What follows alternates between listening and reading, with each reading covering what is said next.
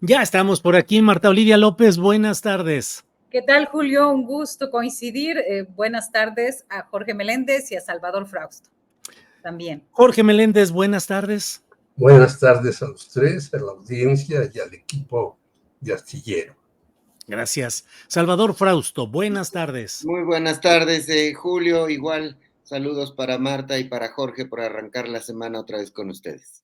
Salvador, por favor, dinos tu punto de vista de la reunión que en media hora más debe estar iniciando entre el presidente de la República, Andrés Manuel López Obrador, y la virtual presidenta electa, Claudia Sheinbaum. Sobre todo, tu valoración de cómo puede procesarse ahí los tiempos y las formas de la aplicación del Plan C, que creo que esencialmente es lo que está ahí en el fondo de esta reunión. ¿Cómo, cuándo y de qué manera? Con un presidente de la República, López Obrador, que ha dicho que él desearía que ya en septiembre, con mayoría calificada o su aproximación, puedan impulsarse esas reformas, aunque también ha dicho hoy que no va a pretender que acelere Claudia Sheinbaum la aplicación del Plan C. En fin, muchos ángulos y posibilidades de analizar esto. Salvador, tu punto de vista, por favor. Sí, Julio, bueno, pues va a ser un momento muy interesante la conferencia que dé Claudia Sheinbaum a las 5 de la tarde, como está anunciado después de su comida con el presidente López Obrador, porque efectivamente aquí surgen los primeros interpretaciones sobre, digamos, el nivel de continuidad o el tono de la continuidad del obradorismo o de la 4T, porque, bueno, pues hemos visto a un presidente fiel a su estilo, en el cual dice, bueno, si el mandato de las urnas es que tenemos mayoría en la Cámara de Diputados Federal, en el Senado, en la mayoría de los estados que estuvieron en disputa, pues tenemos ahí un mandato del pueblo que dice, sí, apoyamos las reformas, por tanto, que impulsó el presidente López Obrador, centralmente esta del Poder Judicial, que implicaría que se votara para que eligiéramos a los ministros de la Suprema Corte de Justicia y que se destituyeran a los 11, las 11 posiciones actuales y una reforma electoral también de naturaleza similar. Entonces, ahí el presidente ha puesto esos énfasis y Claudia Sheinbaum ha hablado de llevar a parlamento abierto, es decir, a una discusión amplia, lo cual llevaría más tiempo, las reformas que siguen o las primeras reformas de su gobierno, y este encuentro, estos acuerdos, lo sabremos ya esta misma tarde, por lo menos en lo esencial, y será muy importante para ver cuál será la profundidad de la continuidad del obradorismo. Si Claudia sigue un estilo más moderado, como sugieren diversas voces de analistas, de columnistas, incluso miembros de su propio partido y de la oposición, que debe ir con mayores consensos, con mayor diálogo, por lo menos al inicio de su sexenio, pero López Obrador va a tener un mes en el cual él todavía es el presidente y puede impulsar sus reformas. Entonces, me parece que los acuerdos de hoy sí son muy importantes para analizar el rumbo que tenga el país, equilibrar entre el mandato de las urnas y una especie de ánimo de reconciliación y de consensos que privan después de los resultados tan abrumadores del 2 de junio, Julio. Bien, gracias, Salvador.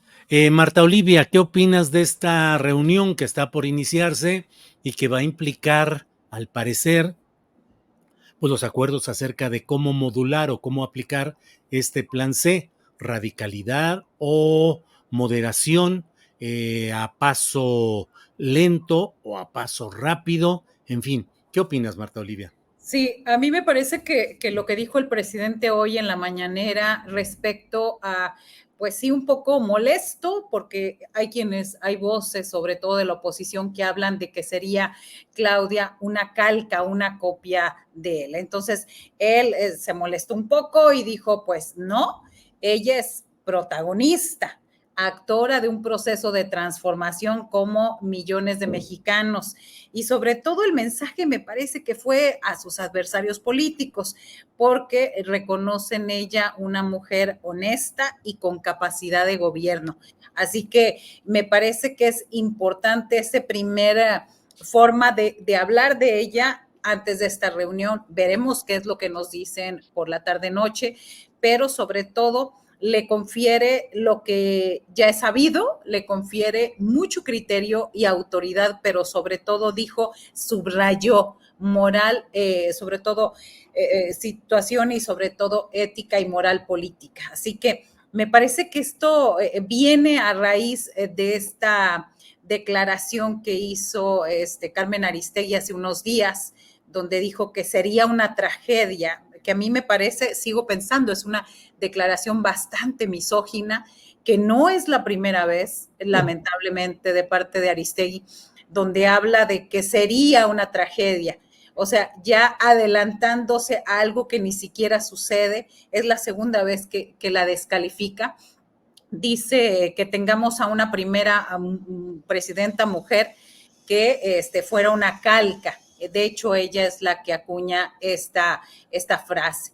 Entonces, me parece que es una respuesta puntual que le ha dado el presidente hoy para darle el valor real y que hemos visto nosotros en este caminar, en esta precampaña y en la campaña, pues que Claudia Sheinbaum tiene agenda propia. Obvio, es un gobierno, incluso no lo esconden, ¿no? Es el segundo piso de la cuarta T. Obviamente, me parece que lo fundamental, los programas y la idea de gobierno, el proyecto de Andrés Manuel López Obrador y de la cuarta T, ahí están, pero me parece que es importante hacer este deslinde y que lo iremos viendo conforme vayan pasando los días. Bien, Marta Olivia, gracias. Jorge Meléndez, por favor, sobre este mismo tema, reunión, cumbre en Palacio Nacional, el presidente saliente con una acumulación de poder como creo que pocas veces hay, pocas veces hemos visto que un presidente a estas alturas tenga tal poder concentrado en sus manos y al mismo tiempo la virtual presidenta electa también con una importante, fundamental legitimidad en términos electorales y también concentración de poder en sus manos. Jorge. Ya lo señaló Marta Olivia, pero yo quisiera ahondar sobre esto. El propio López Obrador ha hecho un elogio muy amplio de Claudia Sheinbaum. Ha dicho, es mejor incluso que yo. Ella toma sus decisiones con más sapiencia y demás. Pensar como mucho se difundió en la campaña que Claudia Sheinbaum es un títere, una calca, hace lo que dice el observador, pues es simplemente una falta de argumentos y una idea de denostar a los dos.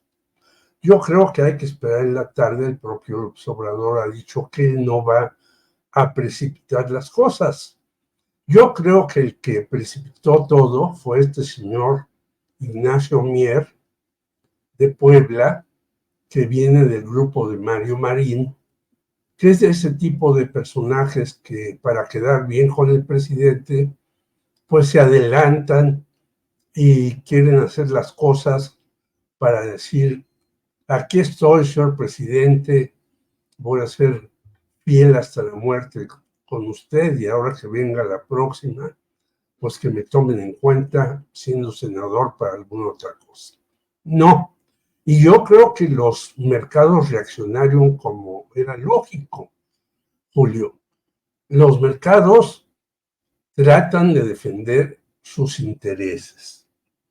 Y fíjate, hasta el señor Joaquín Sabina escribe en una de sus canciones, el dinero, el único Dios verdadero. Y el dinero es el que priva en estos momentos en los mercados. Y si tú le dices a los mercados, a pesar de que, por ejemplo, la Suprema Corte de Justicia pone a pagar 2,011 millones de pesos al señor Ricardo Salinas Pliego de 2008, un pleito que tiene de 2008. Bueno, pero todavía debe más de 60,000 millones de pesos. Y en Estados Unidos, este individuo ya le están cobrando 400 millones de dólares y 105 millones de dólares de intereses por la serie de tropelías que hizo allá con cuestiones diferentes. Bueno, los mercados no perdonan, y si sienten que en la Suprema Corte de Justicia pueden llegar diferentes actores que no son como los que ahora tienen, pues están mal también los mercados, porque hay que decir que López Obrador metió o propuso a 5 integrantes de la Suprema Corte de Justicia de la Nación, y que Claudia Sheinbaum podrá proponer a 4 más. Yo creo que ya con esos 9 podría ser la cosa diferente, pero se trata justamente de cambiar a un poder judicial corrompido, hecho añicos, que le perdonan no solamente a Salinas Pliego, sino hasta a los narcotraficantes salir de todo eso. Pero el propio López Obrador dijo, bueno, yo voy a escuchar a la señora Claudia Sheinbaum y solamente estoy poniendo este tema, hay más, y creo que en efecto hay que esperar en la tarde que salga la presidenta electa y nos diga, en este asunto vamos a hacer, por ejemplo, ya lo propuso Juan Ramón de la Fuente, un parlamento abierto para ver cómo cambiamos este sistema, este poder, el judicial, que es un poder realmente de una élite corrompida al hartazgo. Bien, gracias, gracias Jorge. Vamos ahora con Salvador Frausto para preguntarle sobre esta discusión que está muy en la, muy metida en los ámbitos de las dirigencias partidistas, que es lo relacionado con la sobrerepresentación y las mayorías calificadas. Es decir, hay la discusión acerca de si el volumen de votos que consiguió de manera neta Morena y sus aliados se representa adecuadamente en la proporción de asientos en las cámaras de diputados y de senadores, porque de ahí depende el que efectivamente existan esas mayorías calificadas o no. ¿Cómo vas viendo esa discusión, Salvador? Sí, pues es una discusión en algunos sectores, me parece que hay deliberadamente ganas de confundir a la gente con este asunto, porque la ley dice claramente en las reformas que aprobaron con el Pacto por México, PRI, PAN y PRD, que no deben tener los partidos en el Congreso una sobrerepresentación del 8%. Es decir, Morena en solitario, el Verde en solitario, el PAN en solitario, no deben tener una sobrerepresentación del 8% con respecto a los votos que tuvieron. Eso dice la ley. Sin embargo, pues es que es muy abrumador los resultados electorales. Permíteme recurrir aquí a mis apuntes. Por ejemplo... apuntes cibernéticos, Salvador. Ya no son de papelito y pluma, ¿no? No, están aquí en el celular. Sí, pues sí. Así andamos todos. Dale. Mira, en el Senado, por voto, solamente por voto, si no hubiera plurinominales ni primeras minorías, ni senadores de primera minoría, tendría Morena 93.7% del Senado. Le quedaría a la oposición muy pocos, porque ganaron en las urnas 30 senadores y el PAN solo ganó 2. En el caso de la Cámara de Diputados, ganaron Morena y sus aliados el 85% de los diputados federales. O sea, sería una planadora sin plurinominales. el resto sería para el 15% para la oposición. El caso del Congreso de la Ciudad de México está más o menos en 72% a favor de Morena y sus aliados. Entonces, para eso se crearon las plurinominales, para dar algún tipo de compensación a las minorías. Sin embargo, este 8% de sobrerepresentación que aprobaron el PRI, el PAN y el PRD y que ahora no les conviene, siguen dándole mayoría e incluso calificada a la coalición de Morena. Es decir, porque ellos alegan, bueno, pues es que no es justo porque Morena va a tener más del 66% en cada una de las cámaras, sí, con el principio de que no rebasen el 8% de sobrerepresentación. Y ellos alegan, debería ser esa sobrerepresentación por el 8% del total de la coalición. Eso reduciría el peso de Morena y sus aliados en las cámaras. Probablemente en el Senado no obtendrían la mayoría calificada para hacer reformas constitucionales. Entonces, me parece que es una discusión de buenas voluntades, porque la Constitución dice una cosa y ellos dicen ahora no es justo lo que aprobamos a mediados del sexenio de Peña Nieto con ese pacto por México, en el cual pues en ese momento les convenía, ahora no les conviene y hacen este reclamo. Entonces, a mí me parece que esta discusión tiene mucho fondo, tiene por un lado, cumplir con la ley, cumplir con lo que la Constitución dice, y por otra parte, pues la necesidad de una reforma electoral en que se cambie la manera en que se reparten, digamos, apoyos a las minorías para que estén presentes en el Congreso y puedan tener una voz cantante, porque de nueva cuenta tenemos la discusión misma de la que hablábamos hace un momento en el caso del encuentro de Andrés Manuel y Claudia, es que si las mayorías votaron para darle a Morena la fuerza suficiente para que cambie la Constitución, para que lleve adelante sus reformas, ese es una voz de las urnas. Se dijo ahí en el voto, en el sentido del voto de los mexicanos. Entonces, ¿qué tiene que hacer Morena? Responder a sus votantes, pero por otra parte tiene que entrar en un diálogo con la oposición y con las fuerzas minoritarias.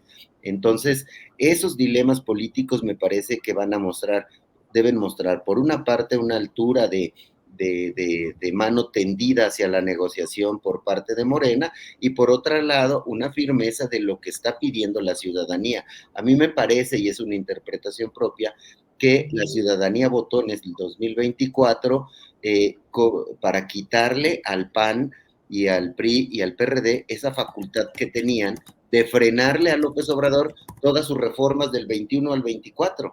Si en el 21 votaron para que tuvieran posibilidades del PRI y el PAN de frenar iniciativas, ahora votaron no les cayó bien a la ciudadanía que frenaran las reformas. Entonces, ahora votan para que avancen las reformas. Entonces, es una discusión muy interesante, sobre todo porque, hablando de sobrerepresentaciones, las voces o simpatizantes con la oposición están sobrerepresentadas en los medios de comunicación.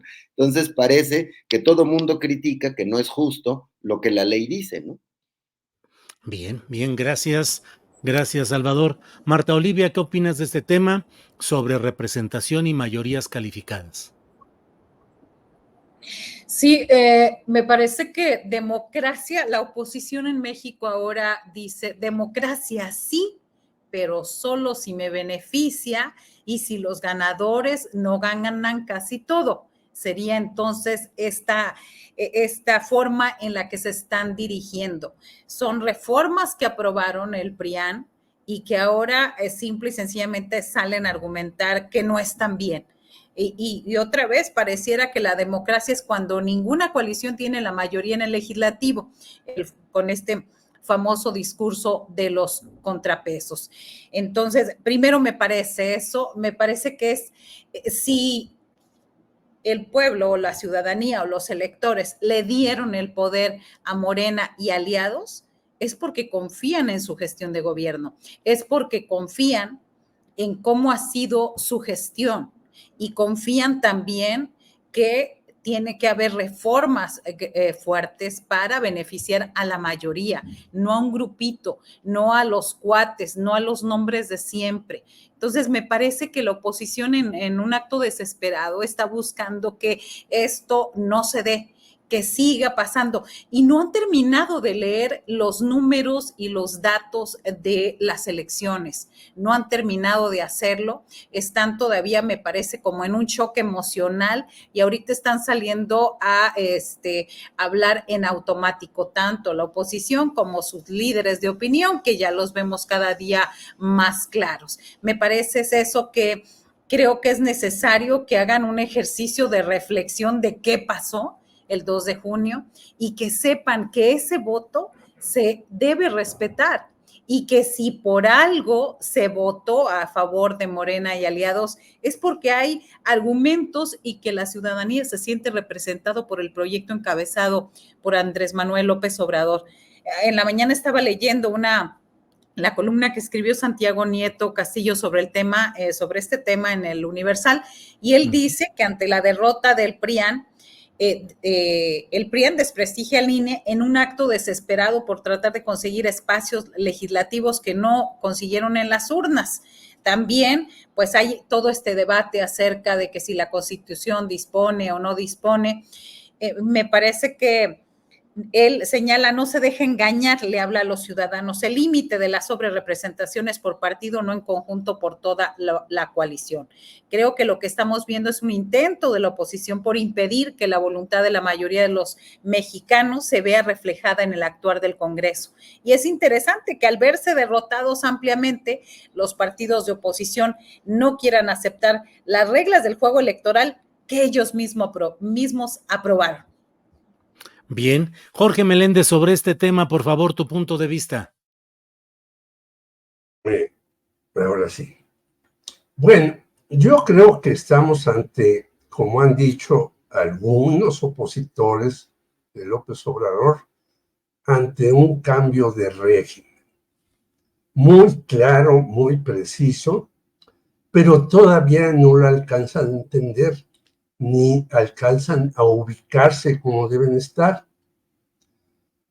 Algunos ya lo entendieron y pasaron como el señor Loret de Mola con Broso, allá nos chiflaron en la loma para que no nos desmoneticen, a decir, bueno, sí, ganó rotundamente López Obrador, dijo Loret de Mola. No hay que darle vuelta a las cosas, a pesar de los errores que nosotros hemos dicho aquí, algunos con cierta corrección, la mayoría inventados, nos apabullaron y nos dejaron fuera y las cosas se pusieron negras. Pero yo creo que este asunto de cuántos votos sacaste y luego cuántos más te dan para que tengas representación, es parte del viejo régimen que se debe corregir, no ahorita, desde luego. Y yo creo que esto también será cuestión del gobierno de Claudia Sheinbaum. Pero fíjate, leí por ahí que algunos que ganaron por Morena en la Ciudad de México, de repente se cambiaron al Verde y otros al Partido del Trabajo para que le dieran más sobre representación al Verde y al Partido del Trabajo. Es decir, ganaron por Morena y se pasaron de inmediato a otro partido. ¿Qué nos habla esto? De un sistema diseñado, como lo hizo Reyes Heroles, para darle posibilidad a las minorías, pero que ya no tiene mucho significado, que se tendrá que corregir ahí también, como en el Poder Judicial, muchas de las cuestiones. Claro, hasta los chuchos que quedaron fuera, afortunadamente, ya Zambrano y Ortega. Ortega, por cierto, era el encargado de prospectiva en la campaña de Xochitl Gálvez, y yo no veo que hiciera absolutamente nada de prospectiva. Pero bueno, entonces, Yo creo que esto tendrá que cambiar, pero como está el asunto de enredado en muchas partes del país y también en la cuestión legislativa, pues hay que hacer las cosas como están ahora, algunos con trampas, otros con no trampas. Bueno, Erubiel Ávila llega como senador y le da muchísimos votos a Morena. Estamos contentos quienes impulsamos el cambio. Hay que acordarse que hoy es 10 de junio, se unen justamente López Obrador con Claudia Sheinbaum, que los dos estuvieron en contra de esta matanza. Entonces, ¿estamos de acuerdo que el señor Erubiel Ávila esté en el Senado por Morena? Pues yo no. Y así como él, muchísimos más. Pero, pues ahí están las leyes que, como dicen mis compañeros, tanto Marta Olivia como Salvador, hizo el PRIAN. Y ya hechas las leyes, cuando no les conviene, entonces gritan, manotean y demás. Quizás después hablaré de los medios, porque como dice Salvador, no creo que hayan cambiado, ni van a cambiar. He visto en la televisión y en los medios impresos, y los analistas están anonadados, no saben qué decir, más que algunos dicen, bueno, pues sí, nos barrieron. No nos dimos cuenta que el voto oculto estaba para Claudia Sheinbaum, no para Gálvez ni para nosotros. Entonces, tendrá que hacer las cuentas como están ahora y de todas maneras yo creo que tendrá el plan C López Obrador, porque de repente van a desertar algunos países panistas, priistas y quizás hasta amesistas y dirán, pues mejor vamos de una vez para Morena y no estemos aquí haciéndole el cuento. Bien, Jorge, gracias. Salvador Frausto, Jalisco como excepción en un proceso que tiene sus irregularidades, proceso nacional, que tiene una apabullante suma de votos para Claudia Sheinbaum, pero que en otros lugares ha habido problemas de diversa índole. Pero Jalisco parece ser el que concentró todo, con una serie de errores de la presidencia del Instituto Electoral, con una serie de evidencias videográficas y de denuncias respecto a manejo irregular de paquetes electorales, ruptura de la cadena de custodia, en fin, muchas cosas, y Morena ahí en pie de guerra. ¿Cómo ves ese tema, Salvador Frausto? Sí, pues efectivamente Jalisco es el estado donde más impugnaciones, digamos, creíbles han surgido después de la elección del 2 de junio, y yo creo que tiene que ver con un mal manejo por parte del Instituto Electoral local de Jalisco, que se apresuran a dar a conocer una diferencia de ganador por el gobernador Lemus, el presunto o el candidato del Movimiento Ciudadano que aventajaba en el PREP y después siguió aventajando en el conteo distrital.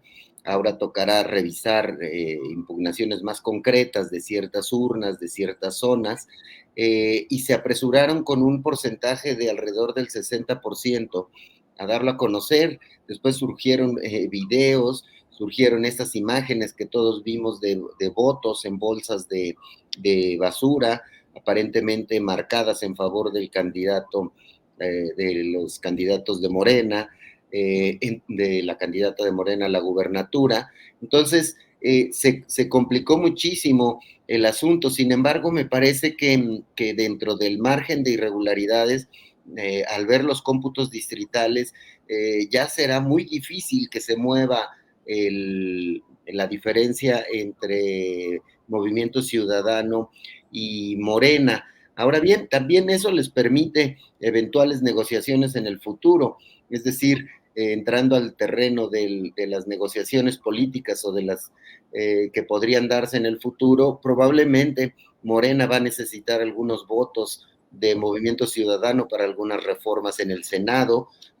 Probablemente si Morena desiste de impugnar hasta sus últimas consecuencias la gubernatura de Jalisco, puedan llegar ahí a un acuerdo. Es decir, se abre un espacio de acuerdo entre Movimiento Ciudadano y Morena, con una especie de no le sigas a la impugnación en Jalisco y podemos apoyar algún tipo de reformas. Eso es lo que se comienza a dibujar en el escenario de las diálogos que pueda haber entre los partidos políticos. Además de que sí me parece que la distancia ya en los cómputos distritales ya hace muy difícil una impugnación masiva que pueda llegar a anular la elección en el caso de Jalisco, pero sí, sin duda, hubo ahí una intentona por parte seguramente de políticos cercanos a Movimiento Ciudadano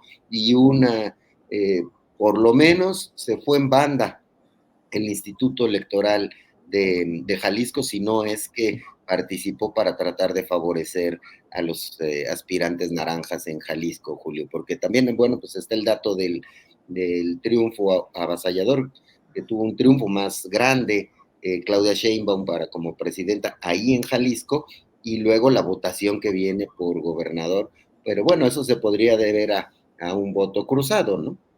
Así es. Bien, Salvador, gracias. Marta Olivia, ¿qué opinas del tema Jalisco y de otros temas regionales donde también hubo muchos incidentes? Marta Olivia. Sí, me parece importante recordar lo que significa Jalisco en términos electorales para los partidos políticos y por qué la pugna está bastante ahí cerrada.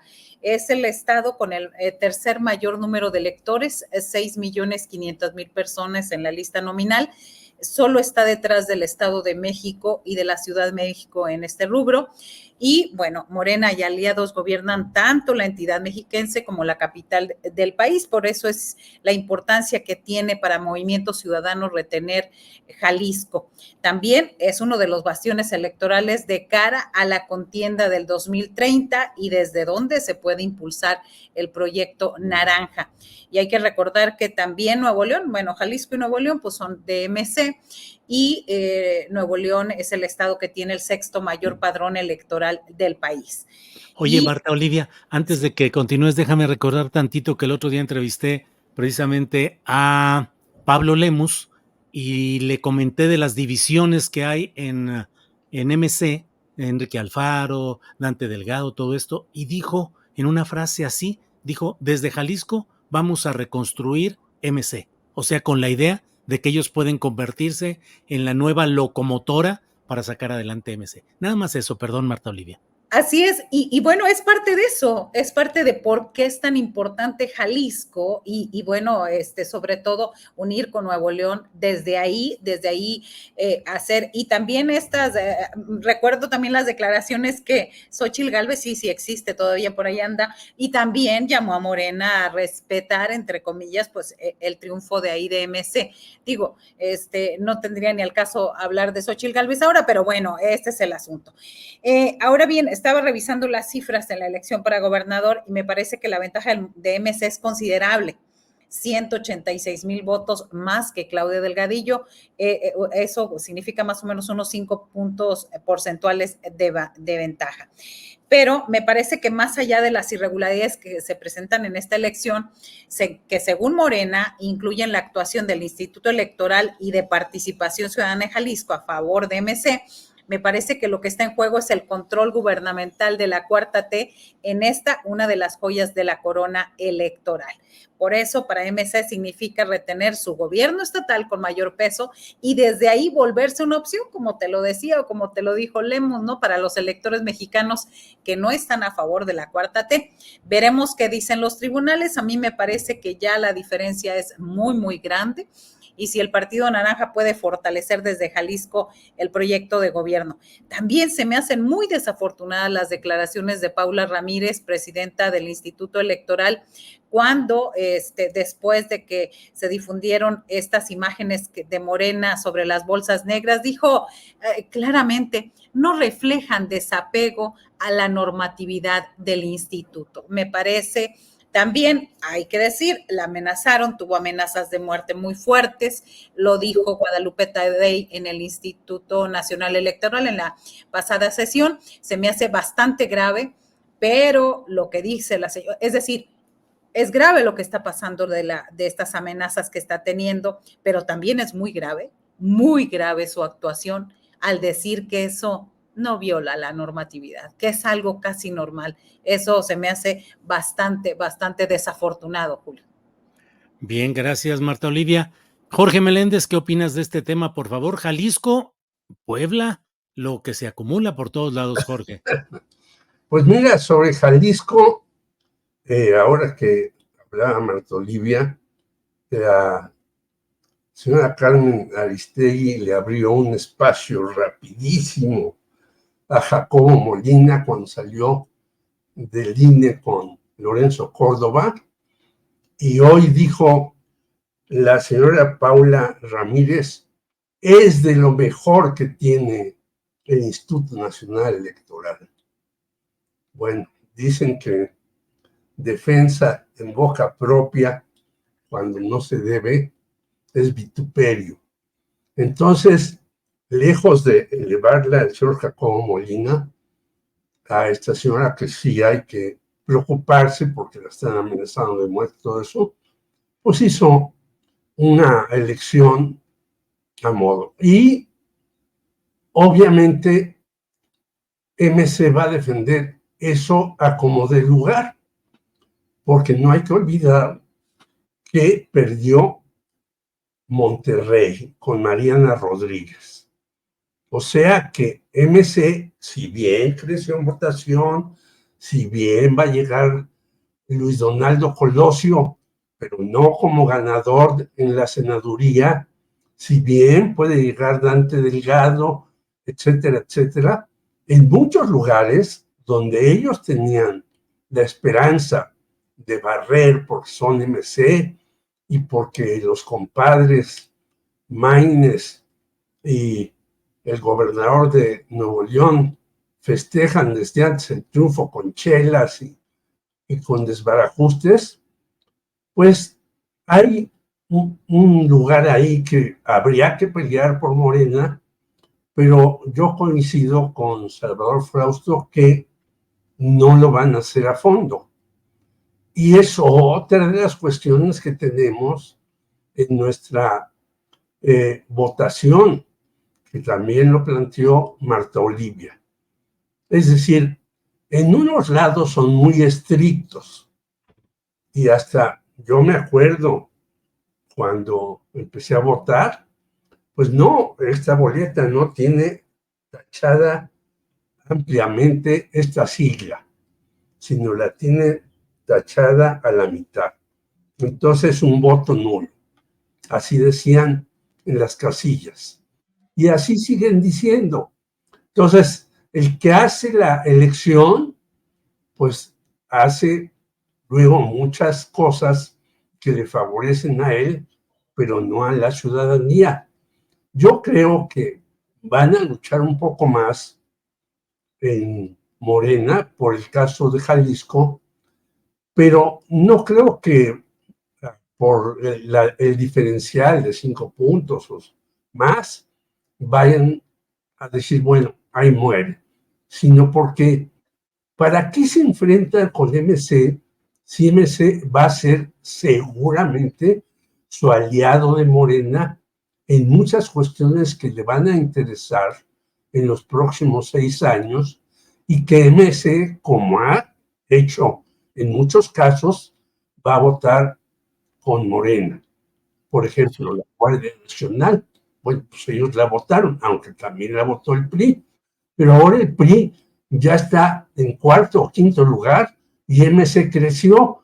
Entonces, ¿para qué te peleas con alguien que puede ser tu aliado por una gubernatura que es importante? El número de votos, como dice Marta Olivia, es importante económicamente y demás, pero a lo mejor está muy mermada por dentro, porque hay que recordar también que en otros lugares, Guanajuato, ya no vayamos a Nuevo León, Bueno, la gobernadora que va a ser del PAN, pues llega con muchos problemas porque va a tener una Cámara de Diputados en donde va a haber muchos morenistas, buenos o malos, pero que en un momento dado van a tener que votar según les digan desde el centro. Bien, gracias. Voy comentándoles que llegó a la hora comprometida Claudia Sheinbaum a Palacio Nacional. El presidente de la República salió hasta la puerta de Palacio para esperarla, la recibió, la Como todo abrazó, caballero que debe como ser. todo caballero. Levantaron las manos, sobre todo el presidente a Claudia, y Claudia levantó sus dos manos, se abrazaron y entraron a Palacio Nacional. No ponemos la imagen porque ya sabe que son esas cosas de derechos de autor, pero eso es lo que ha sucedido hoy en Palacio Nacional y ya están instalados platicando tanto el presidente de la República como la virtual presidenta electa en este día 10 de junio, en el cual además está programado que a las 4 de la tarde salga una marcha conmemorando, recordando la tragedia del halconazo del 10 de junio de 1971, una marcha, una manifestación que va a desembocar justamente en el Zócalo, en la Plaza de la Constitución, en todo lo que, en esta protesta. Entonces, bueno, estaremos atentos, tendremos también reportes hoy en la videocharla astillada, tanto de lo sucedido hoy en Palacio Nacional con Claudia Sheinbaum y López Obrador, como de la propia marcha del 10 de junio. Bueno, Salvador Frausto, antes de que se nos acabe el tiempo, déjame preguntarte, ¿cómo vas viendo pues esa batalla entre el poder derivado de las urnas comprometido con un plan C que implicaba compromisos de reformas constitucionales y la presión de los mercados, la paridad cambiaria, la bolsa de valores, que están pues convirtiéndose en una especie de freno, al menos eso parece, respecto a la aplicación de esas reformas? ¿Qué opinas, Salvador? Sí, pues es uno de los debates más interesantes de estos momentos, cómo utilizar el mandato de las urnas y a la vez tender puentes de negociación con la oposición, con el 27% o el porcentaje de ciudadanos que no están de acuerdo con el obradorismo, con el voto de los mercados que presionan a través pues de mecanismos como los que hemos visto con la caída, en algunas caídas en la Bolsa Mexicana de Valores, una depreciación del peso. Entonces, a mí me parece que la voz de Claudia Sheinbaum en el sentido de generar soluciones a través de Parlamento abierto podría ser una de las soluciones más interesantes, es decir, ir, dialogar e incorporar algunos de los señalamientos que hagan los sectores económicos y los sectores políticos del país dentro de las reformas que puede impulsar el gobierno de la mayoría, en el sentido de combinar ambas nociones, un mandato amplio a favor de reformas ya dibujadas por el obradorismo, pero con la incorporación de algunas consideraciones que pudieran aportar elementos interesantes a estas reformas. A mí en principio me parece interesante caminar por esa ruta y es de los asuntos que más me intriga y para saber del comunicado, de la comunicación más bien que haga Claudia Sheinbaum a las 5 de la tarde, en el cual se va a dibujar el nivel o el grado de continuidad de estas reformas, porque por un lado tiene que imponer su sello y por otro lado pues prometió continuidad y las urnas le dieron continuidad. Así que la manera de equilibrarlo me parece que es esta fórmula del Parlamento abierto, que es consultar a sectores. Ahora bien, el presidente seguramente pedirá en su último mes de gobierno con un Congreso activo, ya con mayoría calificada para poder hacer reformas constitucionales, por lo menos en la Cámara de Diputados y muy probablemente en la Cámara de Senadores, entonces tendrá también derecho a decir cuál es esa reforma o cuáles son esas reformas que se plantean en septiembre y cuáles serán las siguientes. A mí yo tendría la impresión de que Claudia será tenderá algunos lazos de comunicación y de negociación con la oposición y con los sectores económicos un poco mayor que la que ha tenido el presidente López Obrador, pero pues eso lo vamos a ir viendo sobre la marcha, Julio. Bien, gracias, Salvador. Marta, este tema y si puedes darnos algún comentario acerca de lo que dijo el presidente López Obrador hoy, de que Claudio X González debería dar un informe sobre la guerra sucia, sobre todo lo que se dijo y se planteó, etiquetas, narcoetiquetas en las redes sociales, en fin. Entonces, lo que quieras abordar de estos planteamientos, Marta Olivia. Sí, claro. Primero decir, reiterar que en el caso de Gerardo Ramírez de la O, que está ahí su presencia en el gabinete y sobre todo como secretario de Hacienda, me parece que es una Rogelio. Rogelio. Me parece que su experiencia, su precisión académica y sobre todo la confianza que ha dado a los mercados es bien, bien importante para pues calmar a los mercados y saber que se continuará. Hay una cierta fama que se ha dicho, que se ha hecho de Claudia Sheinbaum en el sentido de que es, y lo he escuchado en diferentes lugares, de que es más roja que Andrés Manuel López Obrador. Entonces me parece que pudo haber influido de alguna manera su preparación y su trayectoria totalmente de izquierda en este sentido. Me parece que por eso coincido con Salvador cuando señala que lo que digan y lo que platiquen, lo que conversen hoy, tanto el presidente como la presidenta electa, pues vamos a ver de qué manera funciona y aparece esto. Y bueno, se da certeza a los mercados. Y bueno, respecto al tema de Claudio X, comparto plenamente la solicitud del presidente sobre lo que debería estar informando Claudio X González a los mexicanos, porque fueron millones de pesos los que se gastaron en esta fallida estrategia de golpeteo, de difamación, de noticias falsas y de mentiras por parte de la oposición. Por cierto, ya no aparecen los hashtags por ahí, para tratar de ganar la presidencia, la mayoría en el Congreso. Creo que sería el primer paso hacia una autocrítica seria y real sobre las fallas del bloque opositor y saber que por más golpeteo en redes sociales y por más dinero invertido ahí, lo más importante es la cercanía y es la cercanía que ha tenido un presidente como López Obrador y sobre todo escuchar a los más desprotegidos. Y también al respecto, comentar, ahora sí que ahí como agregado de que veía yo una nota en Milenio, bueno, una columna en Milenio donde señalaba que los estados del sur eran los que más, hubo más voto hacia Claudia Sheinbaum. En el 2018 también, y todavía no había programas sociales a favor o de la Cuarta T, y fueron de los estados que más votaron por Andrés Manuel López Obrador. Y bueno, volviendo al tema, el primer paso para solucionar un problema es aceptar que existe. Y yo no veo que haya mucha voluntad del grupo que encabeza Claudio X para aprender de sus errores garrafales.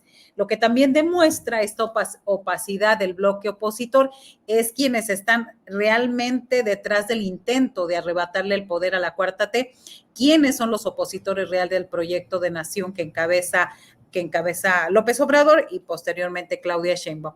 Esos, me parece, son los grupos de interés que verdaderamente le hacen daño a México, son los poderes reales de los intentos de desestabilizar al país y crear pánico y confusión entre la población. Por eso no creo que den la cara, ni creo que la vayan a dar. Han sabido manejarse desde el anonimato, desde la oscuridad, desde la mentira, y esa es una de las razones por la que la mayoría de los electores en México los rechazaron. Bien, Marta Olivia, gracias. Jorge Meléndez, nos queda espacio para 2-3 minutitos cada cual de postrecito. Son las 2:50 p.m. Por favor, postrecito, Jorge Meléndez. Bueno, yo conozco a Rogelio Ramírez de la O desde hace muchos años.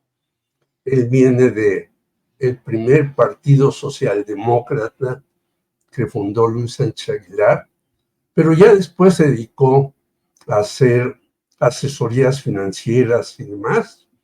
Eres amiguísimo de José Antonio Fernández, el diablo llamado, que es uno de los verdaderos capitanes en Monterrey de la empresa, y por eso salió rápidamente a decir lo que dijo para evitar una caída mayor del peso y de la bolsa y de otras cosas. Yo creo que van a tratar de moderar esto. No estoy seguro que mande el asunto del Poder Judicial López Obrador. Yo creo que lo va a calcular más todavía. Y finalmente, ante esta debacle, pues nadie sale a decir nada. No, Claudio X. ¿Dónde están los dirigentes del PRI, del PAN, excepto el del PRD, que anda corriendo por allá como chile frito para a ver si le pueden dar algunos votos que no se los van a dar y que su partido pueda seguir teniendo cientos de millones de pesos por año que se gaste él con sus cuates en sus reuniones en los restaurantes de Polanco, que es donde se reúnen donde se reunían esta triada de Alito, Marquito y Chuchito.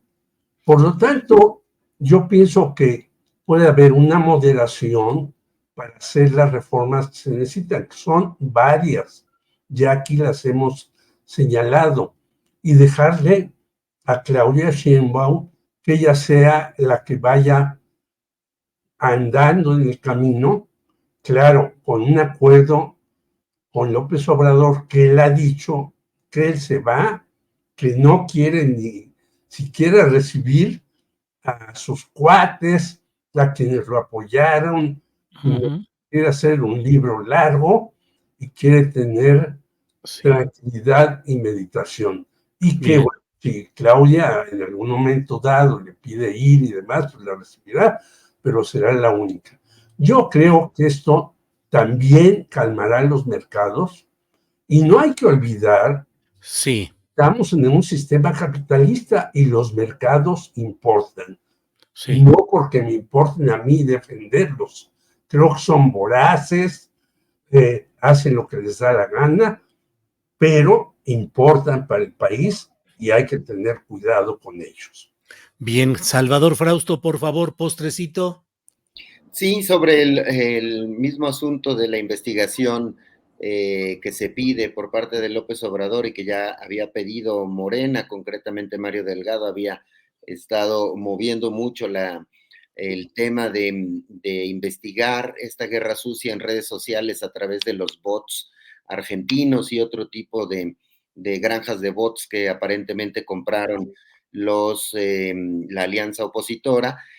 A mí me parece que era una responsabilidad del INE desde la campaña que eludieron investigar. Hay instancias para poder investigar de dónde vienen estas campañas, que se puede pedir ayuda a expertos en saber de dónde se están moviendo estas conversaciones. No es tampoco un asunto inalcanzable, imposible de saber si se investiga y se va a fondo.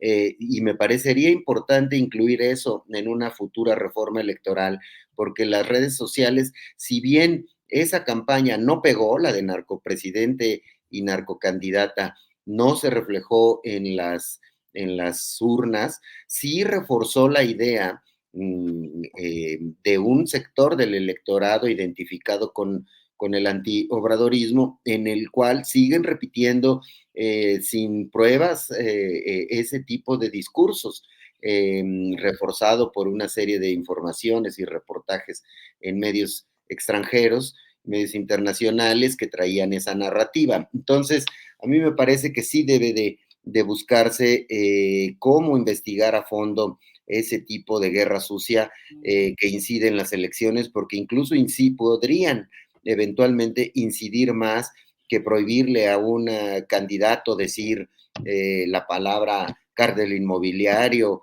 o a un líder político expresar una opinión, que tenga un líder político con cargo público. Es decir, ¿cuántas personas escucharon a Clara Brugada decir cártel inmobiliario y cuántas personas en México leyeron o escucharon el término narcocandidata, narcopresidente? El nivel de influencia puede ser distinto. Entonces, eso me parece interesante. Y finalmente, para redondear el tema del mandato en las urnas, subrayaría que el ánimo de redes sociales está volcado en favor de Claudia Sheinbaum y Morena. La medición que hicimos en Milenia esta semana, que abarca la semana pasada, el 60%, casi el 60% de la gente está hablando de Claudia, solo el 30% está hablando de Xóchitl y el 12% está hablando de Álvarez Maínez. Y ahorita me acaban de mandar un estudio de inteligencia artificial de otra empresa, de colegas de Dynamic Company, que trae resultados muy parecidos. 60% están apoyando a Claudia Sheinbaum, 30% la están criticando y solo 10% están indiferentes. Es decir, el mandato de las urnas se parece mucho a lo que la gente está apoyando y conversando en redes sociales, y eso pues debe ser también un compromiso fuerte para el morenismo a la hora de ver qué reformas van a empujar. Y como dice Jorge, pero tomar en cuenta los distintos factores de poder, el poder económico, a la oposición. Por eso la lógica del Parlamento abierto podría ser una figura bajo los mecanismos de diálogo en el Congreso de sacar adelante las reformas que prometió el obradorismo o la 4T durante las campañas. Bien, Salvador, gracias. Marta Olivia, para cerrar, por favor, postrecito. Sí, claro. Claro. ¿Cuándo fue la última vez que vimos que un presidente o una presidenta electa se pronunciara sobre la represión gubernamental de estudiantes del Halconazo el 10 de junio del 71? Por eso me parece fundamental y relevante el mensaje que mandó la presidenta electa Claudia Sheinbaum sobre el Halconazo. Ella escribió en sus redes sociales: somos distintos. Nosotros garantizamos las libertades de expresión, de reunión, de concentración y movilización, y nunca usaremos la fuerza del Estado para reprimir al pueblo. A mí me parece un mensaje contundente que refuerza la idea de que la mayoría de los electores mexicanos votaron por la mejor opción para encabezar la presidencia. México ha sido escenario de represiones de movimientos sociales desde el gobierno federal y los estatales, represiones que han dejado heridas abiertas en amplios sectores de la sociedad. El Halconazo, creo, representa para muchos la violencia, la intolerancia, la impunidad y la injusticia que el gobierno mexicano, encabezado por Luis Echeverría en ese momento, mostró ante una población civil joven, desarmada y que creyó en un régimen que se decía abierto y democrático. Para los sobrevivientes de aquella masacre y para quienes perdieron a sus amigos y familiares, resulta indispensable y necesario decirlo día tras día, año tras año, para que los horrores que les costaron la vida a sus seres queridos no vuelvan a repetirse. También para que, llegado el momento, se reconozca de manera abierta la existencia en México de una práctica que todavía nos cuesta trabajo pronunciar: violencia de Estado. Y con eso cierro. Marta Olivia, muchas gracias. Gracias, Jorge Meléndez. Gracias, Salvador Frausto. Nos vemos la próxima semana por aquí. Gracias a los tres. Hasta luego. Buena semana. Gracias. Buena semana.